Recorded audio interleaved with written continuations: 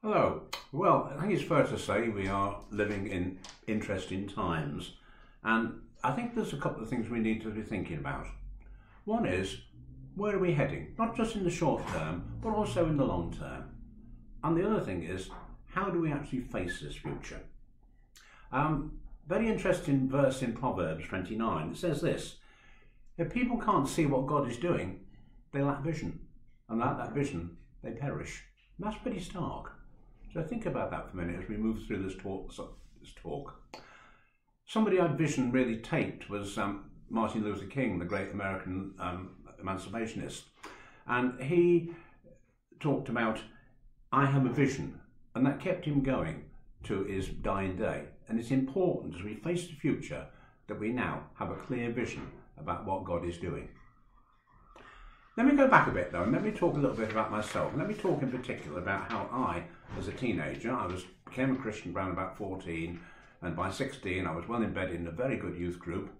Let's talk about how I actually faced the future, or how I was taught to face the future rather.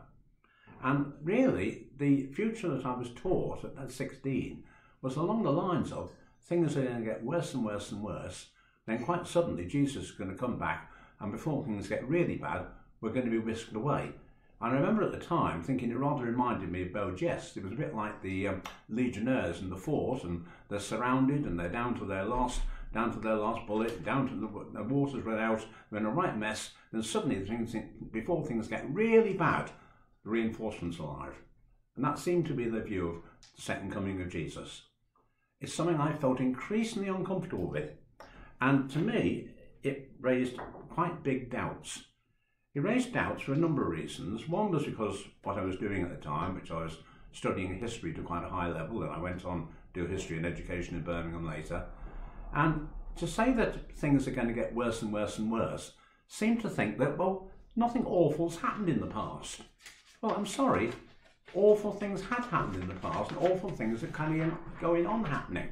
For example, we've got the First World War, 9.5 million people killed. We've got various famines, we've got various earthquakes where millions died. Something that might think about in our day, the flu epidemic after the First World War. 50 million died worldwide. Phenomenal figure. And so it left me thinking, well, actually, I'm not sure if this idea of things are going to get worse and worse and worse and suddenly Jesus appears. It just didn't ring true to me. A rather strange crisis in this was in 1966 when the Arab-Israeli war happened. And I can remember it being taught and preached very publicly, right, this is it lads, things are going to get really bad now and Jesus is going to appear and we'll all be whisked away. Well, the war went through and we weren't whisked away. We're still here. And that was a real crisis of confidence to me in what I was being taught. Linked to that was reading a book called Cinderella with Amnesia. I don't think it's in print now, but worth reading if you can get hold of it. And basically it talked about Jesus's bride, the church, the bride of Christ, as holy, spotless, something to be looked at with some beauty. And I thought, but that's not the church that I'm being presented with. This holy, spotless bride that Jesus was coming back for. Not a beaten up bunch of people who was hanging on by the skin of their teeth. No, it just didn't ring true. And for the next year, although I continued as a Christian, I had a real crisis of confidence. And that crisis of confidence went on to 1970. In 1970, I was persuaded by my then girlfriend to go on a Christian camp down in South Wales. And it was being led by two chaps who became really quite big in the Christian world. That was Bryn Jones and Kerry Jones. And what they taught was a message which said that God's intention was to restore all things as he intended them to be, for the church, the mountain of the Lord, to be the one above all the mountains, and for the world to be filled with the glory of God through his people. And I found that absolutely liberating, absolutely shattering. I can't imagine, tell you the emotions I experienced, but to me it was absolutely fundamental. Now, in all the best Christian biographies, you go back now to where you come from and you carry on from there. Well, I'm sorry, I didn't. What actually happened was I went back to where it was before, And it was really 10 years before I came back to that. Now, I'm not saying those 10 years were wasted. During those 10 years, I got married, I had 3 children, I started what turned out to be a successful career. And then in 1980, we realised that we weren't actually getting anywhere as a church. So we went to Bryn Jones and said, help. What can we do about this? What can you do to help us? And he put us in touch with Dave Mansell in Loughton and Chris Childers in Southend. They came over, and the message they preached was, you might have guessed it, the restoration of all things, the mountain of the Lord, the church above all of the mountains, and the earth filled with the glory of God. And I suddenly realised I was having an Abraham-like experience, and it is still fresh with me today. And it's this, that when Abraham absolutely messed up, God took him back to the place where he first worshipped. And I had that feeling, just as Abraham had done after the incident in Egypt, of being taken back to where I was first, where I'd first made worshipped, where I'd first actually said to God, yeah, this is the future. So they were the 3 things. And if I say a little more, I would say they're the 3 things that are absolutely foundational to me. The God intending to restore everything as he intends it to be, the mountain of the Lord, the church above all of the mountains, and the earth filled with the glory of God in his people. So what do these 3 things mean? Well, let's talk about, first of all, let's talk about the restoration of all things. What I came to realise was this, that when we talk about my salvation, it's not just talking about little me. God's intention is to restore everything as he intended to be from the beginning. We're talking about a new heaven, a new earth. And when we talk about our salvation, that's God's intention. Yes, for us to be saved as individuals, but also for the earth to be restored as it is intended to be. Peter talks about this on Pentecost. He says this, talking about Jesus. It says, whom heaven must receive until the times of restoration of all things, which God has spoken about the mouth of all his holy prophets since the world began.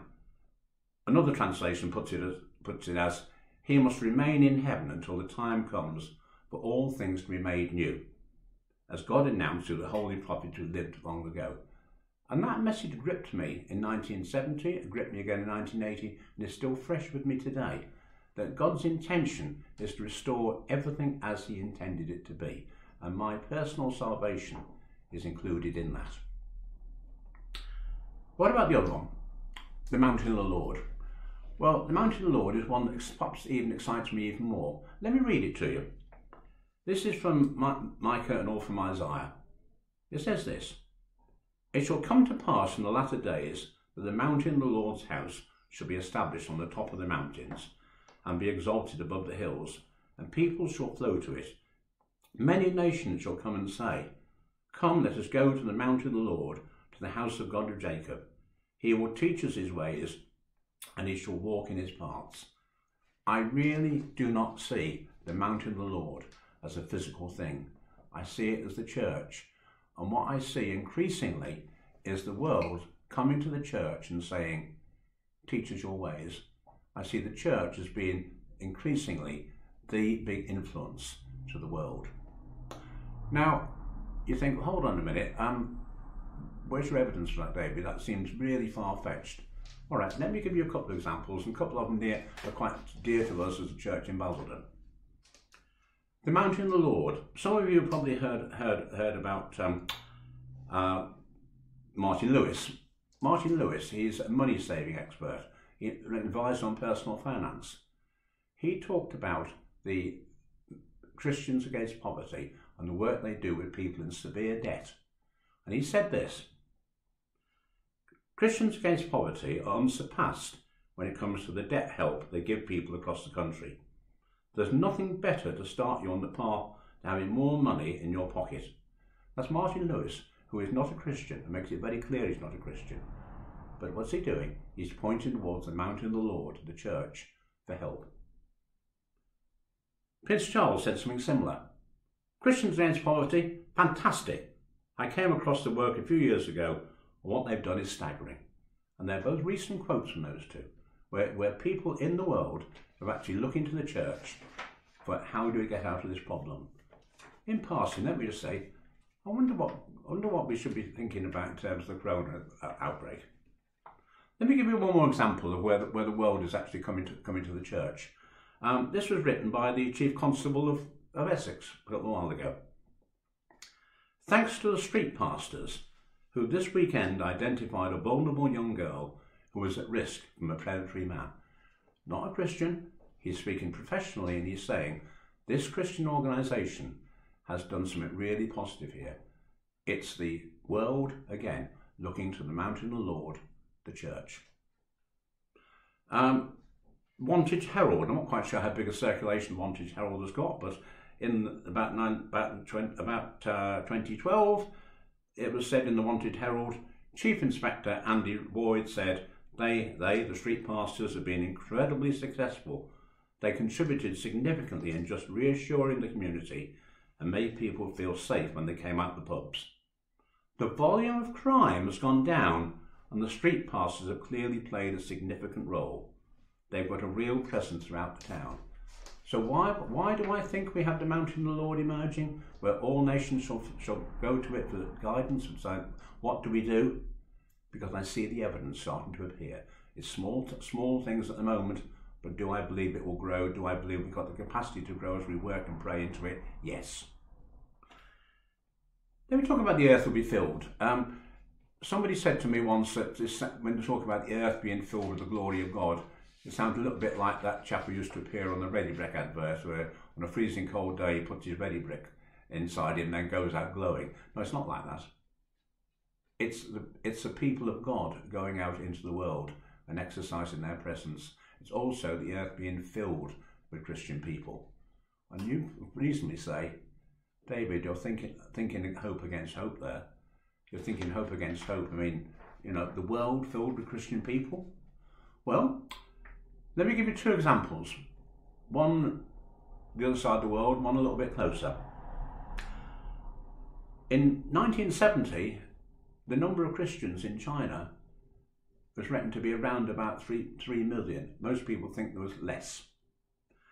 In 2010, that had gone up to 100 million. Projected figure of 2030 is 247 million. And that's from the Financial Times, not a Christian organisation, but that's what they're seeing the church actually being in China. 247 million would make China the most Christian nation in the world, I believe. And that they've come from very little to that. That's where I believe we see the potential of the glory of God through his people filling the earth. Let me give you one more example, and this was a couple of years ago. During the Franco government in Spain, which went from about 1938 through till about 1968, if you were an evangelical Christian, it was you could have quite a difficult time. Your job prospects could be restricted. You'd certainly have great difficulty building churches. You certainly couldn't evangelise. Well, that's changed now.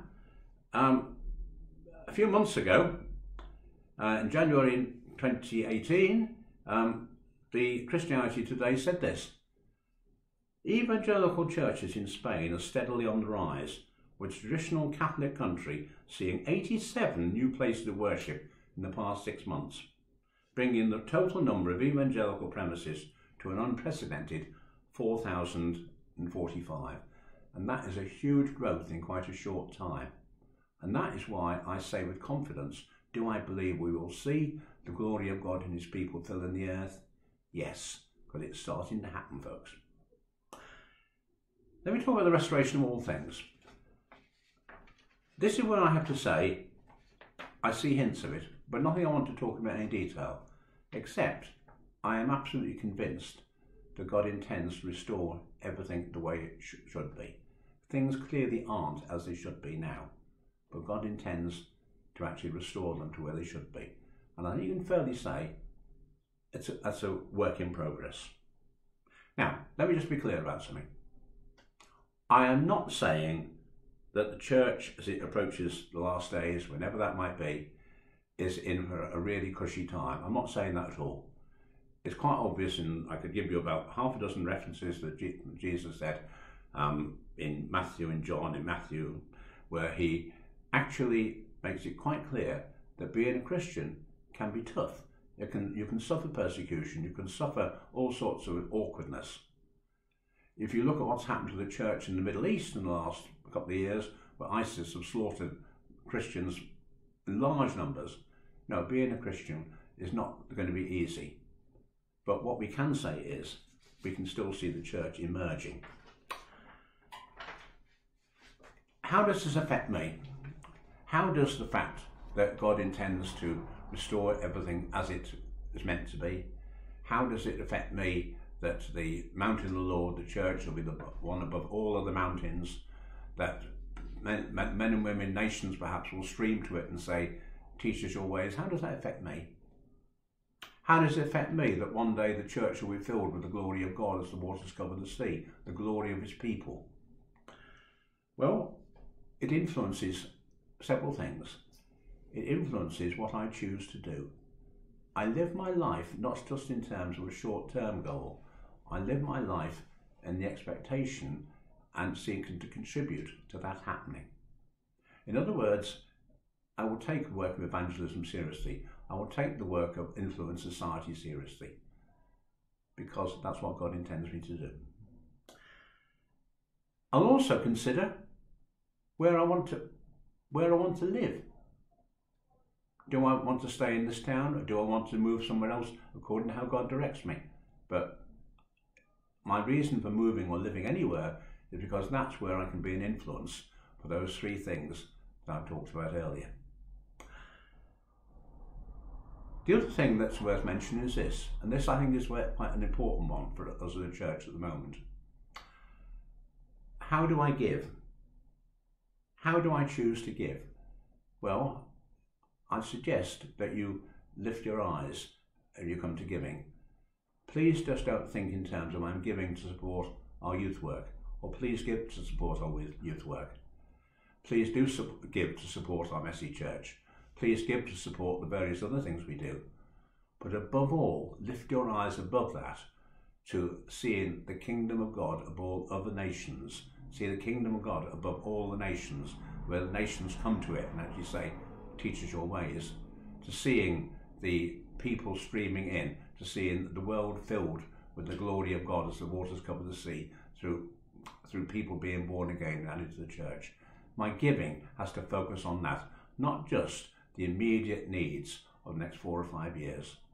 It goes beyond that to actually seeing everything God intends to do for this world come about. Let me just leave you with just 3 things. Somebody said to me, what's the foundation of my life beyond knowing Jesus? The foundational issues in my life are this, that I believe I will see the restoration of all things as God intends. I do believe that I will see the mountain of the Lord being above all nations and all people streaming to it and saying, teach us your ways. And I do believe that I shall see the kingdom of God, the world filled with the glory of God through his people. Thank you.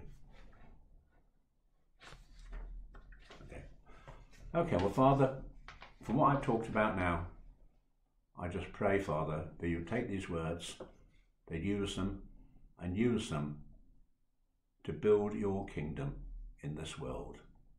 Amen.